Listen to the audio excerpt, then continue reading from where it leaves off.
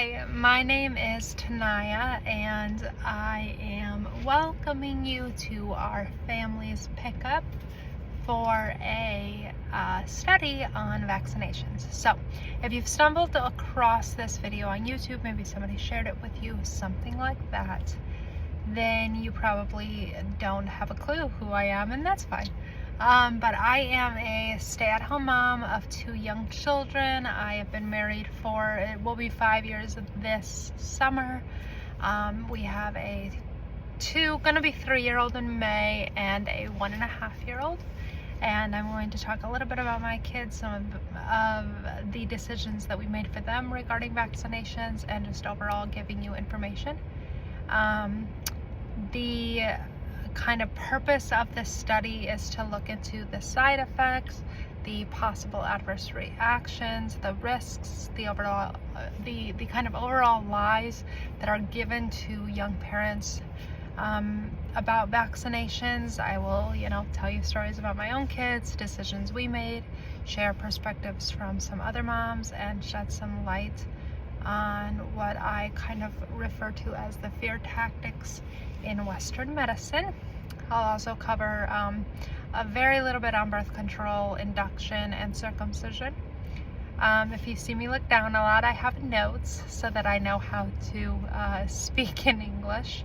But I do want to start by saying that in no way is this meant to be judgmental of parents who choose to vaccinate their children or not vaccinate, or delay the schedule, or whatever it is. I just want to give young moms and dads the information to kind of make conscious decisions, informed decisions, and to be able to kind of give you tools and tons of resources to be able to walk into a doctor's office with great confidence in whatever decision it is that you make for your family and for your children. Now, the only other thing I'll say is that right now this study is specifically focused on childhood vaccinations.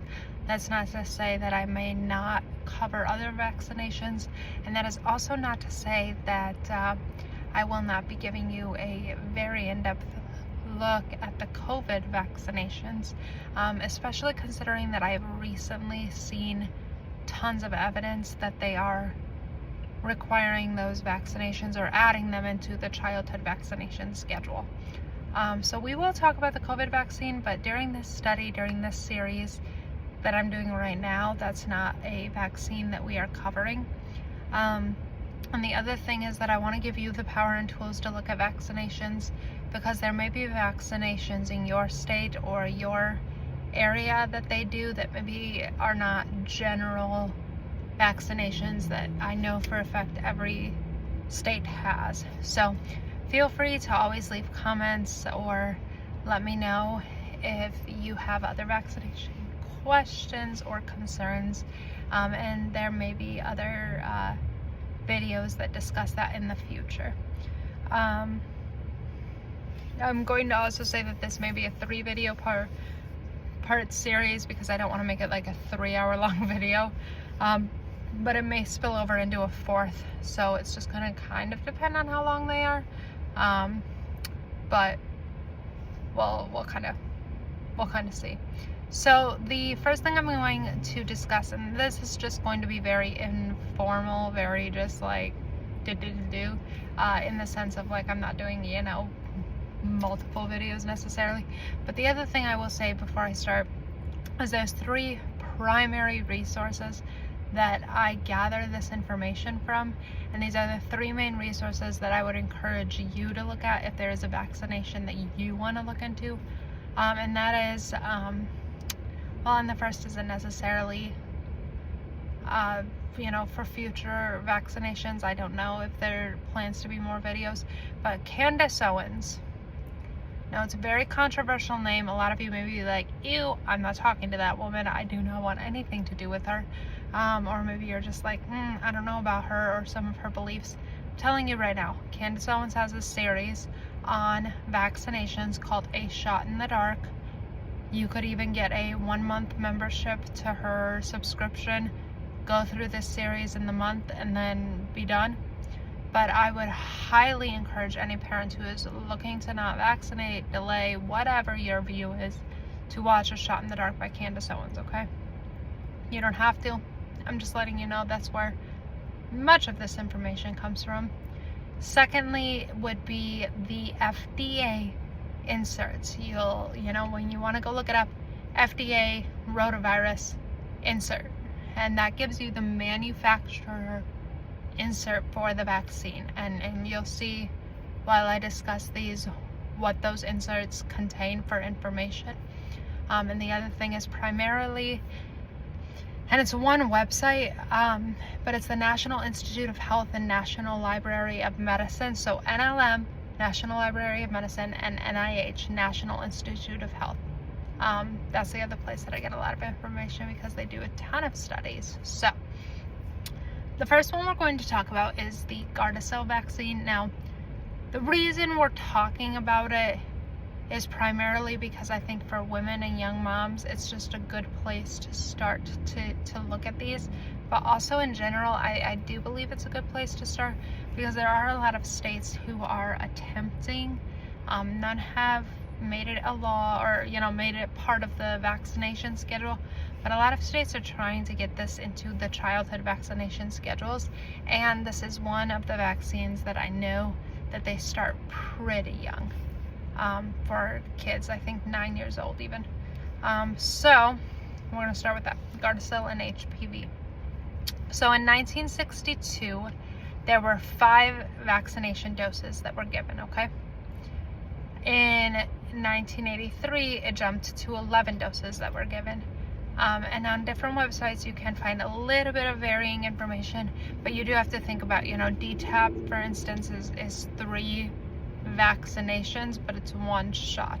So there's that. And then in 2018, there were 73 doses on the childhood vaccination schedule. Okay. There is kind of this idea that vaccines make Americans healthier in general, right?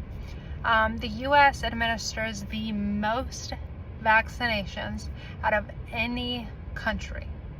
Out of any country on earth, we give the most vaccinations.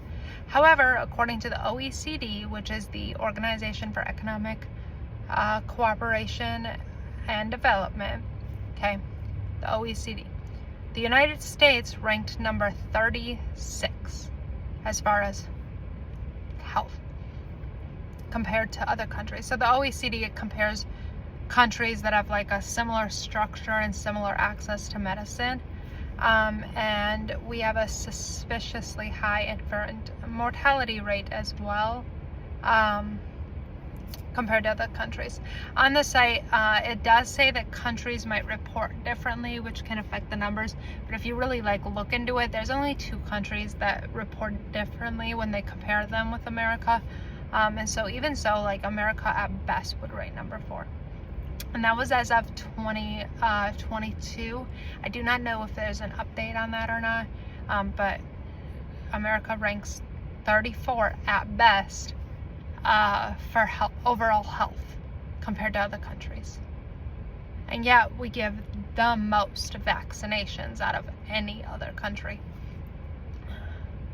which is just an interesting kind of thing that the medical field will attempt to tell you, is that we are, you know, we're the healthiest, and it's just not true, okay, according to the numbers.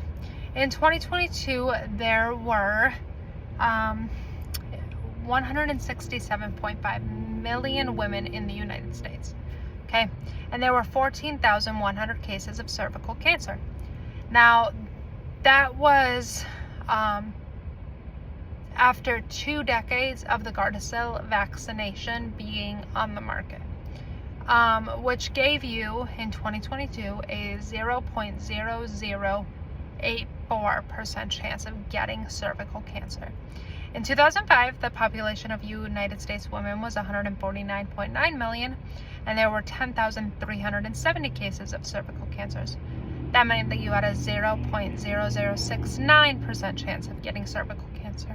Okay, that means that after the GARDASIL vaccine that is meant to help prevent cervical cancer, after the GARDASIL vaccine was rolled out, your chance of getting cervical cancer is actually a little bit higher. So after the vaccine came out, it raised that by just a little bit. Now, I'm not saying that that means that the GARDASIL vaccine gives you cervical cancer. I'm just saying that maybe it's not working as well as they're saying it's working if your chances are similar, if not just slightly higher after the rollout of the vaccine, okay? But again, I'm not saying that it causes cervical cancer. I'm just saying that it's the numbers are not numbering. Many states, including New York in 2019, like I kind of discussed, have been trying to get the GARDASIL vaccine into the childhood schedule for vaccines, but currently it is only for adults, but it does, I believe many states want to start it at like 9 years old even, but like into usually around 12 years old. And it's meant to, like I said, kind of prevent cervical cancer, but HPV is kind of the main other thing that it's meant to prevent, which is a sexually transmitted disease, okay? Now, doctors and medical agencies often try to say that you don't, that if you don't do these vaccines, that we can end up seeing a lot of the diseases come back, like what we, you know, that's how if you stop getting these vaccines, you're going to get polio coming back, and these diseases that were eradicated are going to come back, you know, worse than what they were back prior to the vaccinations. But they often kind of take credit for these diseases going away. But if you look at the dates, which no worries, we will, but if you look at some of the dates, a lot of the diseases started to go away, not just when the vaccines came out, but actually when running water and electricity became available in the United States.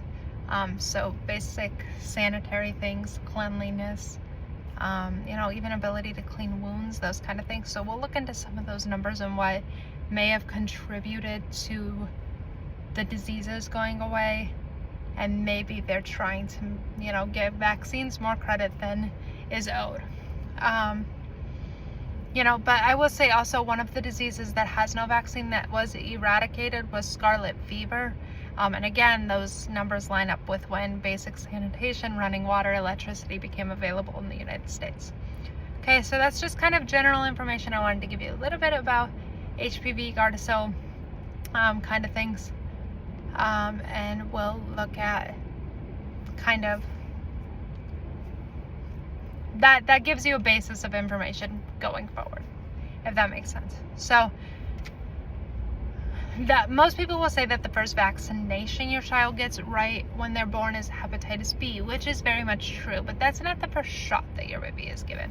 Okay, the first shot that your baby is given when they are born is vitamin K. And we're going to talk about vitamin K, but we're also going to rope in the conversation regarding circumcision into that conversation. Okay, the reason why they give the vitamin K shot to every baby is they'll say, you know, oh, they could hemorrhage or start bleeding. So we're going to talk about that, but first I want to say, you know, why don't we have studies? Why don't we have numbers? Why don't we have anything that tells you what happens if kids don't get these shots? The vitamin K, the vaccinations, any of it. What are the numbers from the vaccinated children compared to the unvaccinated children? And the reason that the medical field will tell you we don't want to fund those kind of studies is because it's just too unethical. You know, we don't want to go into the homes and the lives of these unvaccinated children and find out what their health is like, because why would their parents possibly deny them these vaccinations? We have these amazing vaccinations here in the United States that most other countries don't have. Why would we look at them? I mean, there's no reason they don't have the vaccinations, right?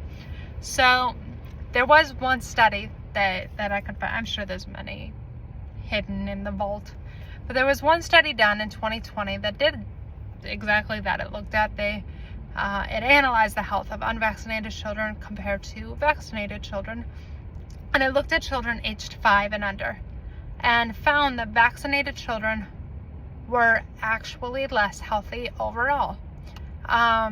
The study can be found in full on the website pmc.ncbi.nlm.nih.gov, National Library of Medicine, National Institute of Health. If you want to take notes during this, I don't know what kind of person you are. I'm a notes person. So the PMC ID is PMC 7268563, and the PM ID is 325375156. Now, I'm going to pause there to say every single study, article, everything I mention in this video will be linked in the description. Every single thing. So you will be able to find this study in the description below, but I'm just giving you that information in case you just want to take notes, okay? The study was published by the National Library of Medicine via the National Institute of Health and was written by Brian S. Hooker and Neil Z. Miller. The study looked at the diagnoses of children, the vaccinated cases compared to the unvaccinated cases, and it also gives you the ratio odd. So for developmental delays, they found that 83 out of 800 vaccinated children had them, which is about 10.4%, and 14 out of 272 unvaccinated children had them, which is 5.1%. Okay. For asthma, they found that 45 out of 803 vaccinated cases had asthma, which is 5.6%, and 4 out of 273 unvaccinated cases, which is 1.5%. For ear infections, they found 168 out of 648 vaccinated cases, which is 25.9%, and 40 out of the 235 unvaccinated children had ear infections, which is 17%. 17%. So again, the unvaccinated children were having less ear infections. For gastrointestinal disorders, they had 37 out of 776 vaccinated children, which is 6.5%, and 6 out of 268 unvaccinated children, which is 2.2%. Okay.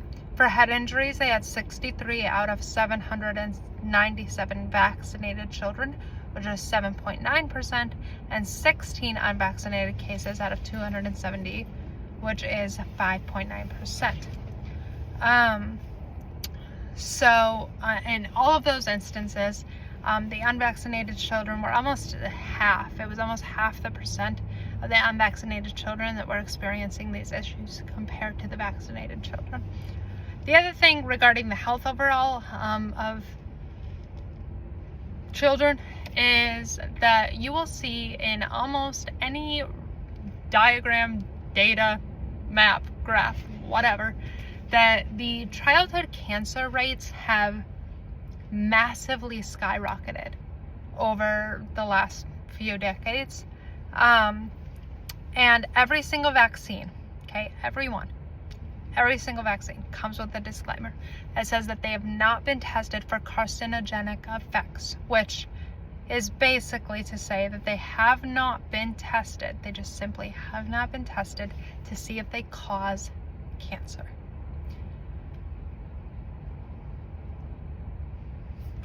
Okay, we're gonna get in that. We saw a similar thing happen many years ago, and I'm going to link the article that has these images. I'm going to link it, but you will see that many years ago, cigarette companies put out ads to tell you, that smoking cigarettes was fine. Now, most of us were not old enough, alive enough to see that, but there were so many ads that were like, hey, smoke. Okay, I don't think that there exists smoking ads anymore. But there were so many ads for smoking cigarettes. And many of these ads featured doctors. There were video ads, there were picture ads that featured doctors. And at the time they told you, these haven't fully been studied for their health effects. Okay, again, most of us were not alive to even see the beginning of the cigarette industry booming. But for many years, the medical industry did not study cigarettes to tell you what the health effects were. Obviously, almost anybody will tell you smoking is incredibly bad for you. It smells real bad, but it's really bad for you and it causes cancer. It's also extremely addictive, okay? When they tell you that we have not studied this, it usually means that they don't want to study it. They don't want the answer. If it were to come out that these vaccines can cause cancer, that's not to say every child that gets the vaccines will develop cancer. But if they say these could cause childhood cancers, I don't know a single parent that would look at that and say that is worth the risk for my child. But they tell you, we simply haven't studied it. And almost any time in history that they have said we simply hadn't studied that, it almost always means something bad. Because they have the funds, they have the money, they have the ability to study whether or not these vaccines have a link to causing cancer, and they're simply not doing it. Okay? So, look at the vitamin K shot. The specific shot is said to be just a vitamin. Most nurses, most doctors, anybody will kind of initially say it's just a vitamin, okay? In New York and other states, they have it in their laws that you actually have to give your child this vaccination, okay? And I believe it's Illinois. I'm trying to look down in my notes just a little bit, but I believe it was in Illinois that this is also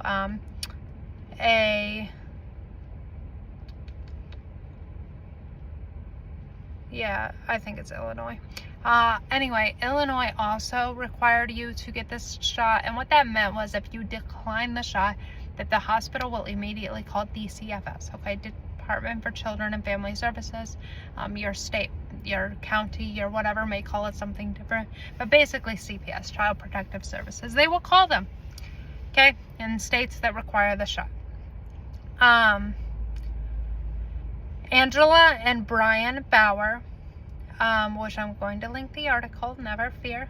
Angela and Brian Bougher gave birth to their fifth baby. And a minute after giving birth, the nurses ripped their newborn baby away for 12 hours. The way that I would start a riot in that hospital immediately. This was in Illinois, and eventually a DCFS worker appeared because they had declined the vitamin K shot. They were given their baby, took her home, and 2 weeks later, 3 police cars pulled up to their house to see all 5 children, which they had declined the vitamin K shot for all 5 children, but they were living in Wisconsin previously, where this is not, they don't freak out if you don't get it. Another couple with 2 children, Courtney Hill and James Holderman, faced a similar investigation after declining the shot. DCFS did find no medical neglect in either case, and the 2 families sued the hospital and DCFS.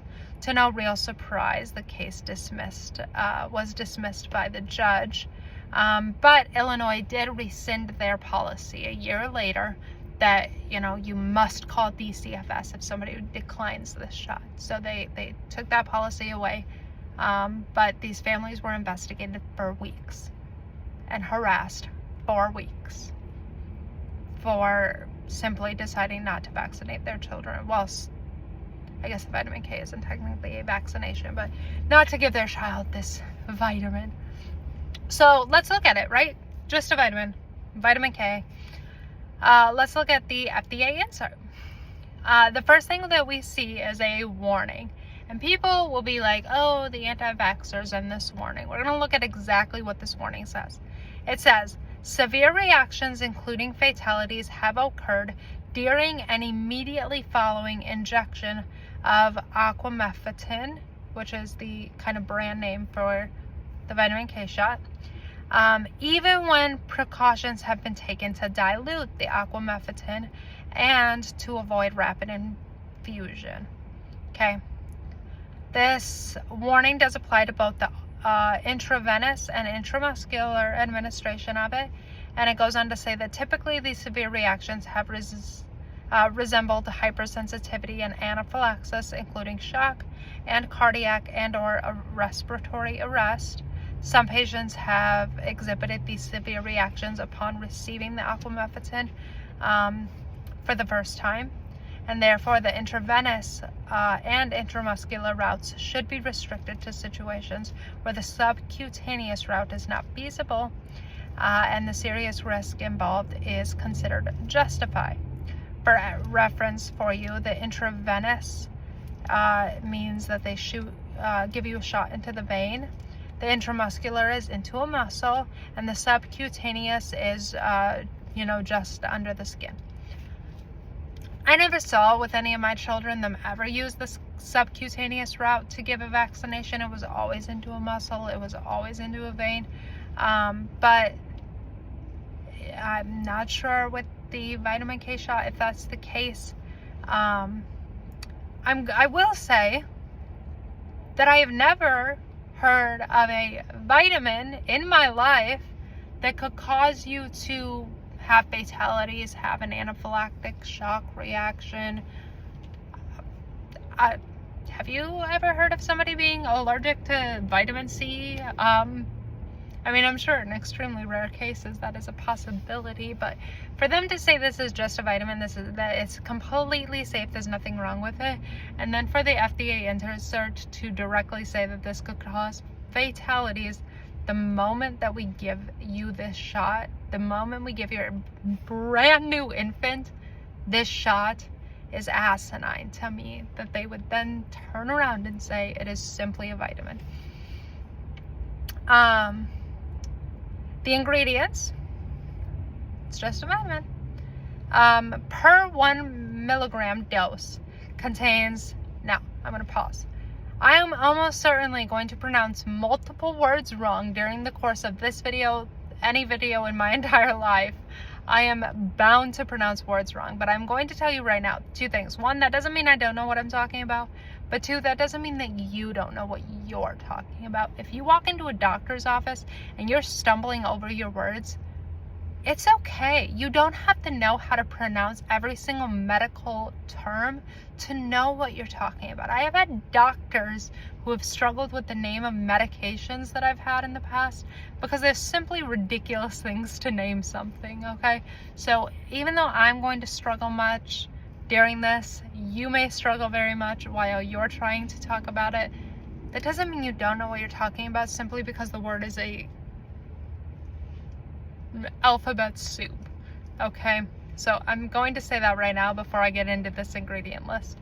The ingredients for the vitamin K shot per 1 milligram dose contains phytonadione, which is vitamin K, polyoxyethylated fatty acid derivative, dextrose, hydrospenzol alcohol, and it may contain hydrochloric acid.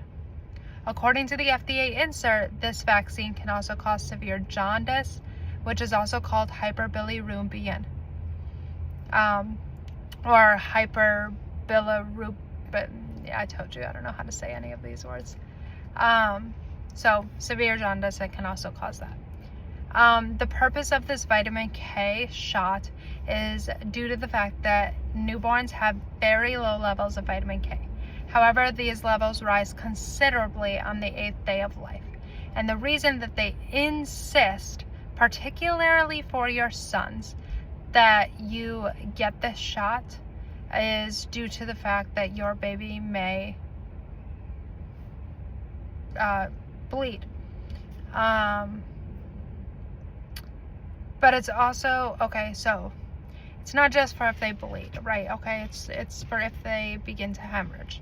And for boys, for sons, they are circumcised. And this is particularly why Jewish religions and Jewish cultures will wait until the 8th day of life in order to circumcise. Because on the 8th day of life, your levels of vitamin K in your newborn's body are significantly increased. We're going to talk more about circumcision, but There are adverse reactions to the vitamin K shot per the FDA insert, which include peculiar sensations of taste, profuse sweating, and cyanosis, which is just to name a few, or cyanosis, I apologize. So let's go back to the circumcision part of that. The Jewish religions, as I said, wait until the 8th day to circumcise because it coincides with the vitamin K levels being much higher. A boy can more successfully at that point form the blood clots following a circumcision surgery. However, okay, the concern for all newborns is that idea, like I said, of vitamin K deficiency bleeding or vitamin K deficiency disorder, which was previously called hemorrhagic disease of newborns. So what could cause a baby to hemorrhage? Okay. The rates of babies having hemorrhaging is 2.1 males to 1 female, which is again directly in correlation to circumcision. Many countries don't circumcise, okay? A lot of countries don't. Israel, of course, does. I believe a lot of Muslim countries as well do. But Canada only has 31% of their male population circumcised. Sweden has 5%, Mexico 15%, Switzerland is at 5.9%. Most countries don't break close to 25%, but you do have kind of random countries here and there that have higher rates. South Korea is one of them. They have more than 90%, which for them it was due to medical necessity is what they claimed why they circumcise most of their boys. In the Philippines, they do a type of circumcision. So the Philippines has a very high rate, but it's a type of circumcision where they don't actually remove any of the foreskin. So I mean, America is dang close to being the only country that circumcises boys directly out of the womb. Now, the CDC claims that they have noticed many 6-week-old infants that have suffered what's called vitamin K deficiency bleeding, and they say, you know, none of them were given the vitamin K shot. But I will say that at 6 weeks is also when infants receive their first jumbo series of shots and vaccinations. But so that's regarding the vitamin K. Is just that's also when they receive a lot of vaccinations. But like I said as well, that vitamin K levels in a newborn's body are significantly raised on the 8th day. So it's just a discussion of whether or not you trust the way that your baby's body is made. Some people may not be religious, others might be. Others may hate the term religious. But if you're a Christian and believe in the Bible, it's a question of whether or not that you trust God's design for newborn babies and their bodies and the way that they work. For somebody who's not religious, it's just a question of whether or not you think that your baby has a problem. Are newborn babies born wrong? It's kind of the question. No matter how you believe that baby got here, if you think a stork brought him, whatever your belief is, it's just logically very odd to me that we immediately just think newborn babies are born wrong. A lot of people are going to tell you that circumcision is healthier and it's cleaner. It's just a matter of teaching boys, sons, how to clean it, what you do, and especially considering that circumcision may not have bad effects, although a circumcision can go incorrectly or have things. But if you're circumcising your son directly out of the womb, the vitamin K shot does have a heck of a lot of risk. So to say that there's no risk or no problem with circumcising is not necessarily correct information. And like I said, with the cleanliness issue, it's more of a matter of just teaching your son how to take a shower. I know there'll be a few years in there when he's a teenager where there's a lot of stink, but there's a lot of stink coming from a lot of places. I had 4 other brothers, believe me. So cleanliness in general of the penile area can also help to combat different kinds of cancers and different things that can just enter via just bacteria. So cleanliness is just something in general that's good for you. But the other thing is that they will claim that they can, like, circumcision can help with STDs.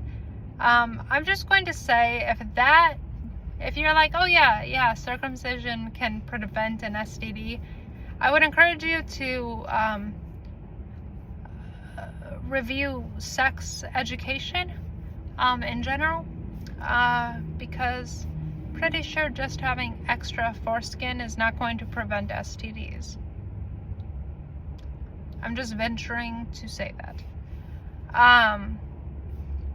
Last thing on that, what do they do with the foreskin at the hospital when they circumcise your son? Because if you are anything like a normal person, you would assume that they dispose of it as medical waste. But that is not what happens, okay? It is used in beauty products, okay? It is sold for money, and it is used in products in the beauty industry, okay? I'm going to link tons of information about that, but there are multiple celebrities who have promoted foreskin facial injections, foreskin induced or infused skin creams. It's gross, to say the least. I think it's obnoxious. And I think that that's why America pushes so hard to vaccinate boys directly out of the womb, because it makes more money. Now, we chose to circumcise our son. I encourage everybody to make their own decision. Discuss it with your husbands. Discuss it with your family. If your family maybe didn't circumcise, you might want to talk to them about why, whatever. We chose to circumcise our son simply because it was my husband's grand desire in life. Not like a single most desire. That sounded weird. But he wanted to circumcise our son. He was like, I'm not circumcising him. My son was born early, so I was very not in my right mind when he was born, in the sense that I just was not prepared for him to be born completely. And our initial plan was to wait until 8 days later and circumcise him.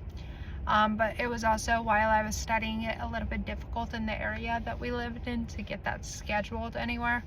And so that was our initial plan. It did not happen because our son was born very early. We did not wait as long as I was going to initially, but that was our decision.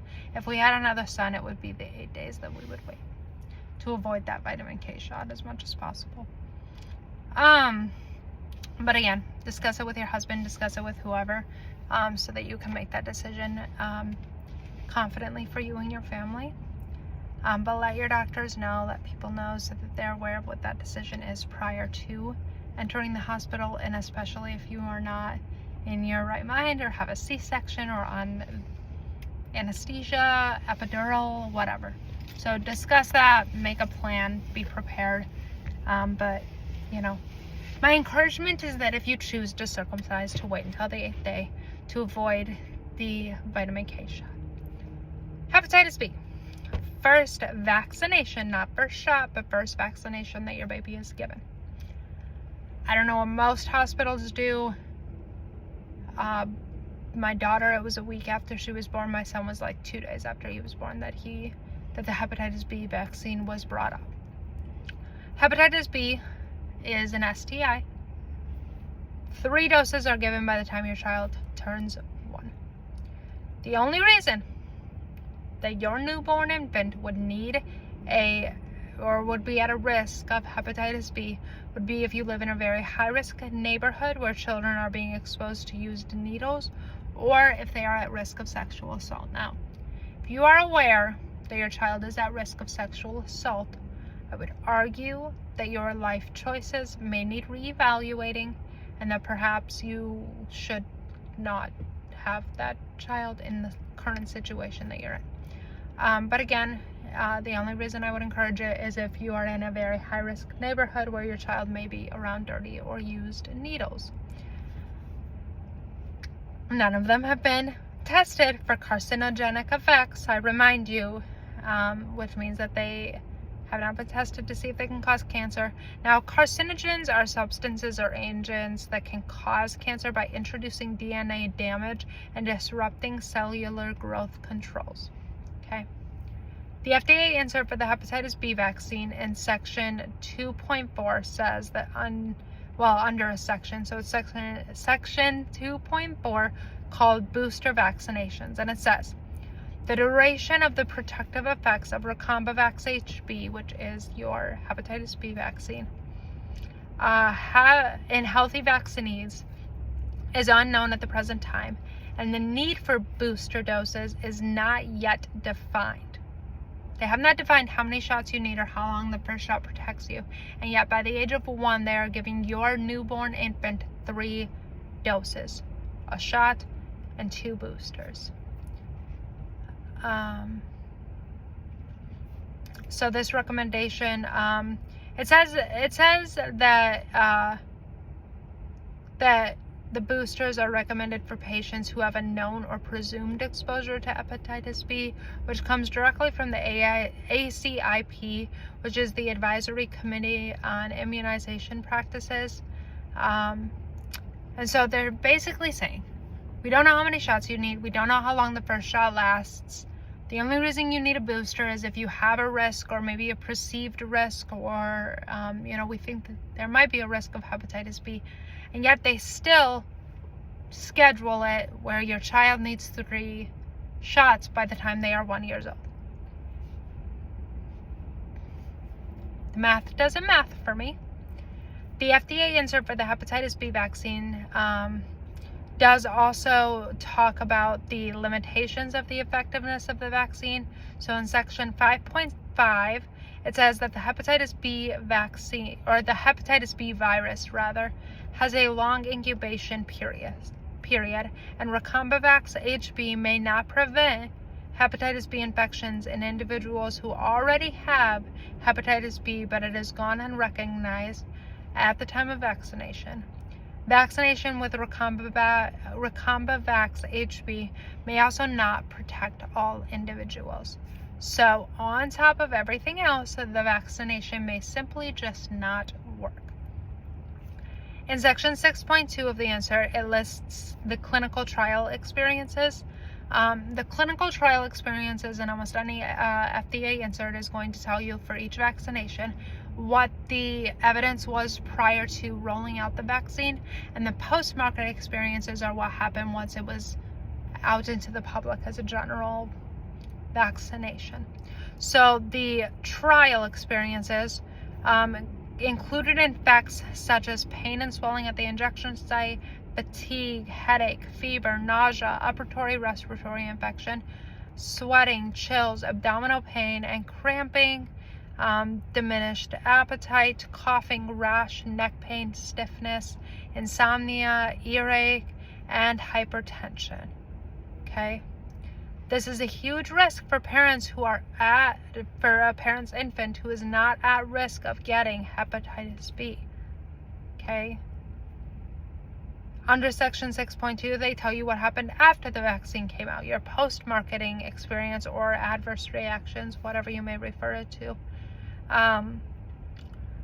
Some of those included anaphylactic reactions, fever, lupus-like symptoms, arthritis, autoimmune diseases, okay? And many of them happened within weeks, days, but many happened within hours of injection. And yet at the beginning of that section, it says, we cannot tell you for sure whether or not the vaccine is what's causing these reactions. If I have an anaphylactic reaction an hour after receiving a shot, or even 2 hours after receiving a vaccination, I'm pretty dang sure that it's related to one another.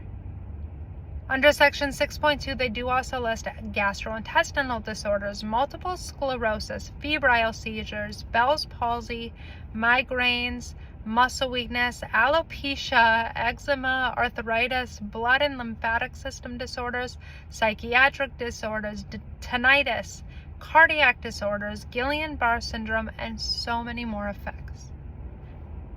In this hepatitis B vaccine,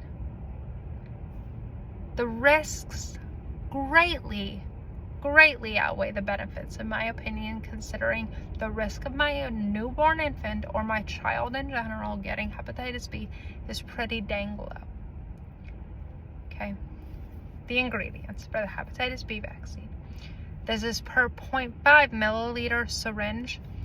It has 5 micrograms of hepatitis B surface antigen adjuvated with amorphous aluminum hydroxyphosphate sulfate, which is abbreviated as AAHS. A British medical journal states, AAHS was introduced without any pre-licensure safety evaluation. The adjuvant is described by the company to be both physically and functionally distinct from any other previously used aluminum-containing adjuvant. There is a need for rigorous evaluation of benefits and harms of the adjuvant AAHS. The title of that study was amorphous aluminum hydroxyphosphate sulfate adequately evaluated before authorization in Europe, which is an incredibly wild question. To ask whether or not they had properly evaluated or studied something before adding it into vaccinations that were widely used in a country is crazy. The study does go on to say that the Merck Sharp and Dome Corp aluminum adjuvant amorphous the aluminum adjuvant amorphous aluminum hydroxyphosphate sulfate AAHS was primarily used. It wasn't what they were going to use.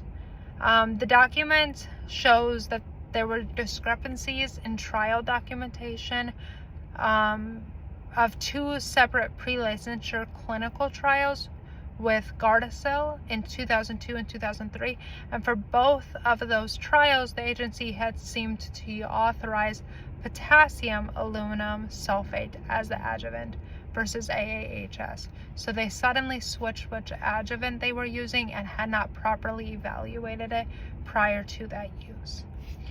Now, according to the FDA, okay, a 7-pound newborn infant should be exposed to 5 micrograms per kilogram of aluminum per day to prevent neurological impairment. This means that about 16 micrograms should be allowed per vaccine. But the hepatitis B vaccine has 250 to 500 micrograms per kilogram. Now that depends on how kind of which brand that they use at your hospital. But your baby, basically by the time they are 6 months old, are receiving 3.7 milligrams of aluminum. And we're told, okay, that that's not a safe level of aluminum for your baby, but it's fine because it's quickly excreted in their urine. It leaves their body in their urine, the aluminum. But an animal study showed that after 2 days, only 6% of one aluminum vaccine compound and 22% of another were excreted in the urine. Some of that aluminum was also found to have gone to their brain, and the aluminum adjuvant nanoparticles are not the same as the ionic form of aluminum, which is very quickly excreted in the urine. And so there's a difference between the adjuvant versus the ionic form of it and whether or not they can be excreted. But for people with kidney diseases or, without good kidney functioning, that also won't be excreted in the urine. And it is found that when it's not excreted properly, Individuals can develop speech issues, motor problems, dementia, and seizures. And the brain tissue can also kind of absorb some of that aluminum. Now, there are a lot of studies and a lot of evidence that shows that people with autism specifically have extremely high levels of aluminum in their brains. We will dive into that later. We will discuss that later, but I thought it necessary to just let you know that. I will also say that the CDC website does provide a document that is meant for doctors called Preparing for Questions Parents Have About Vaccines. This document is very interesting. I will link it below, but in it you will see a lot of manipulative language that they instruct doctors to use. And they even will say that, hey, just because a parent has questions, it doesn't mean they're not vaccinating their children. It just means that, you need to use strong language to let them know, why these vaccines are just so important. And it's incredibly insane and very angering to me, the way that they choose to word those answers that doctors are meant to give you. And it was also incredibly deja vu inducing to me, because I was like, I know doctors have said this to me. They are definitely 100% in the medical field depending upon your fear so that you will get these vaccinations. That's what I have for this video. That's all I'll say right now. But I would highly encourage you to just think about why these vaccines are being given, what the purpose of these vaccines is, and whether or not they are depending on your fear and your lack of knowledge about them in order to convince you to get them.